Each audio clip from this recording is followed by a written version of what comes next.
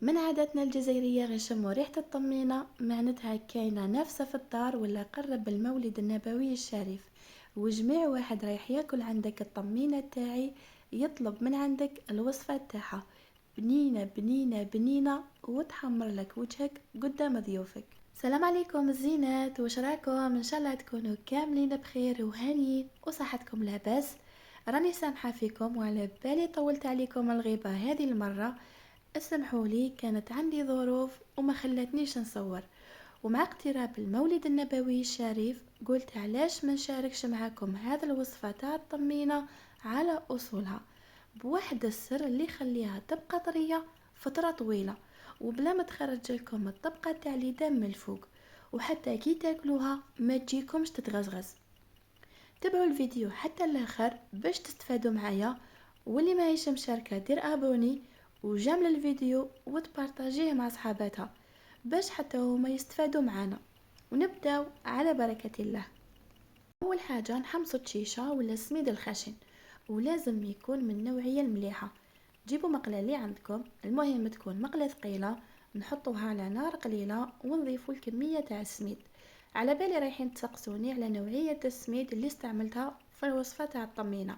خدمت بسميد ماما الخشن، نحتمدو تقريبا في كامل وصفاتي، سواء في الطمينه ولا في المقروض ولا اي نوع تاع حلوى من حلوياتنا التقليديه. وللامانه والله ماني ندير في ببليسيتي، راني نفيدكم بكامل النصائح اللي مجربتهم انا شخصيا باش تتحصلوا على نتيجه مليحه وتنجح معاكم الوصفه من اول مره. فوالا نبقاو نحمصو في السميد تاعنا حتى يتبدل اللون تاعو كيما راكم تشوفوا. كاين اللي فوروه زعما باش ما يكهمش، مكش منها الطريقه التقليديه تاع زمان، هذه هي يحمصوها على نار قليله خلاص ويحركوه بالمغرف تاع الحطب ولا العاديه. انا جربتها وجاتني كيف كيف، ما كان حتى فرق. السر الوحيد هو تقلوا السميد تاعكم على نار قليله فقط لا غير. وهذا هو السميد اللي حمصته معاكم، تتحصلوا على سميد يشبه للرملة تاع البحر، ما تخلوهش حتى يولي فونسي. انا هنا خليته يبرد تماما، ومن الاحسن حمصوه بالنهار من قبل ولا بسوايع قبل ما توجدوا الطمينة تاعكم، وهذا ثاني سر من اسرار نجاح الطمينة. هنا عندي كيلة زبدة ولا مارغرين، ونفس الكيلة اللي كيلو بها المارغرين نديروها حسيلة ناقصة اندوا. درك نقولكم علاش نقصت الحسل.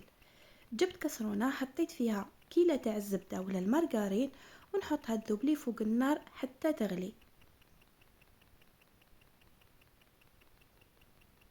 فوالا هنا نزيدو عليها الكيلة تاع الحسل، وبالكو ديروا الحسيلة تاعكم تذوب مع المارغرين لانه راح يزيد يثقال والطمينة تاعكم تجيكم معلكة بزاف.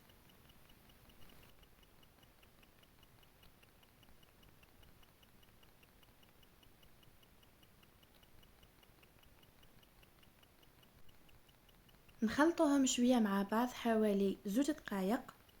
وهنا زدت نسمت الطمينة تاعي، درت ربع مغرف صغيرة قرفة مطحونة وربع مغرف صغيرة تاع الحرور ولا حرور النافس، راه ينباع واجد عند العطار، كي تروحوا ليه قولوا له يعطيكم حرور النافس.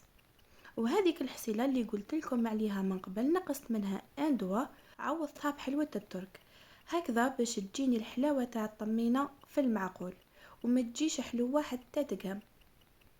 نزيدو نخلطوهم مليح مع بعض كما راه موضح في الفيديو.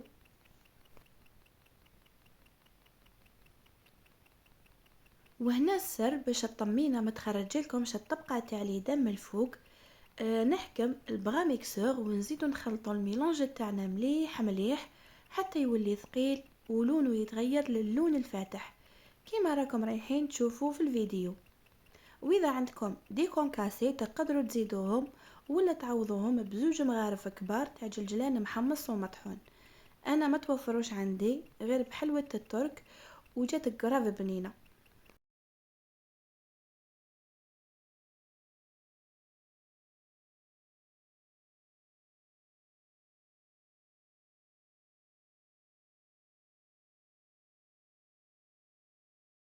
مور ما خلطناهم مليح بالبغا، هنا نبداو نضيفو في السميد تاعنا تدريجيا مع الخلط المستمر. نضيفوا السميد ونخلطه حتى نتحصلوا على القوام المطلوب وما يكونش ثقيل بزاف. نخلو الطمينة تاعنا طالقة روحها شوية، مع الوقت راح تحكم روحها وحدها. جيسبر راكم فهمتوني. وكل ما تقعدوا تخلطوا بلا سباتول كل ما تمدلكم نتيجة هايلة.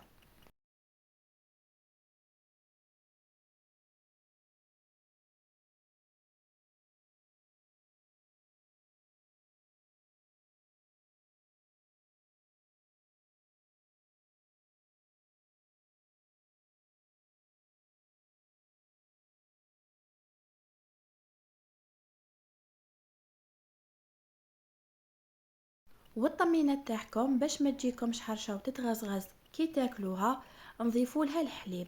انا درت 4 مغارف كبار تاع الحليب، كنت فيضته وخليته حتى يولي دافي باش ضفته، ونخلطه ثاني مليح بلا سباتول باش السميد يتشرب كامل هذوك السوائل. الدور تاع الحليب هنا راح يطرينا الحبات تاع السميد.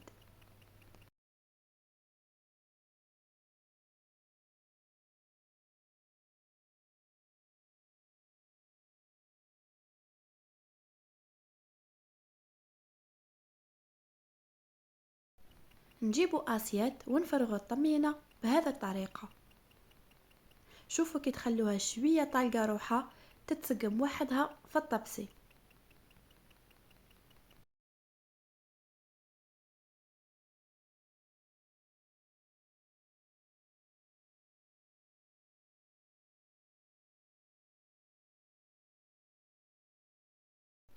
بالنسبة للتزيين كل وحدة والذوق تاعها. انا فضلت اني نزينها بشوية مكسرات جوز لوز وبيستاش، وعندي ثاني القرفة وحلوة الترك. نتوما زينوا طمينتكم كيما تحبوا، ولا تقدروا تزينوها كيما كانوا يزينوها جداتنا وما تنزمن غير بالقرفة وحدها وتجيكم شابة. لا باس تاع الطمينة هي القرفة، وتبقى مسألة أذواق، يعني ماشي شرط تديروا كيما أنا. جبت لامبورت بياس اللي نخدمه بحلوة الطابع، حطيته في القرفة ودرت دوائر بهذا الطريقة كيما شفتوني. وزدت حطيت الجوز واللوز وفي الوسط درت لها البيستاش وحلوة الترك بهذا الشكل. وش نقولكم، جات واحدة الطمينة من أروع ما يكون، معلكة وطرية بزاف بنينة، وحتى الوجه تاعها يجي يلمع. بما أنه قرب المولد النبوي نتمنى تجربوها وتفرحوا بها عائلتكم ووليداتكم ثاني، وتقدروا تخدموها حتى في التسمية تاع المزيود جديد. على بالي رايحين تحمروا بها وجوهكم. وإذا خدمتوا كمية كبيرة وخفتوها تفسد لكم مع السخانة سيرتو كي فيها الحليب، تقدروا تحتفظوا بها حتى الأسبوع في الفريجيدر، ما راح يصير لها حتى شيء.